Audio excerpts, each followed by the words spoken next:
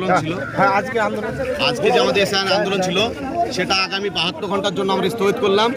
এই আন্দোলনে আমাদের যে 5 দফা দাবি, সেই দাবি আমরা বিডিও সাহেব যে প্রতিশ্রুতি দিয়েছেন যে আপনার দাবিগুলো লিখিত আকারে জানান, সেই লিখিত আকারে জানানোর জন্য আমরা স্থগিত রাখলাম।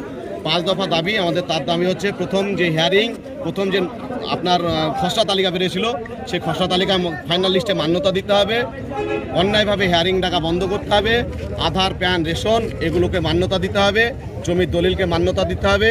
2002 সালের যে ভোটার লিস্ট ছিল সেই ভোটার লিস্টে ফ্যামিলির নাম ছিল তাদেরকেও আর হিয়ারিং করানো যাবে না, সেটাকেই মান্যতা দিতে হবে। যদি এগুলো উনি মান্যতা দেয় তাহলে আমরা 72 ঘন্টার মধ্যে যদি আমরা সলিউশন পাই তাহলে আমরা আর আন্দোলনের রাস্তায় নামবো না। যদি না পাই তাহলে আমরা বৃহত্তর মানুষ গুছিয়ে গোটা নওদা থানাকে একজোট করিয়ে আমরা থানা এবং বিডিও অফিস ঘেরাও করব। আজকে কত লোক নিয়ে আন্দোলন? আজকে আমাদের এই লোক ছিল প্রায় 2000-এর মতো। এটাই আগামী দিন আরো 50,000 লোক নিয়ে আমরা আজকে 10টা থেকে এখন পর্যন্ত বন্ধ আছে আপনার দুটো পর্যন্ত, 10টা থেকে 2টো।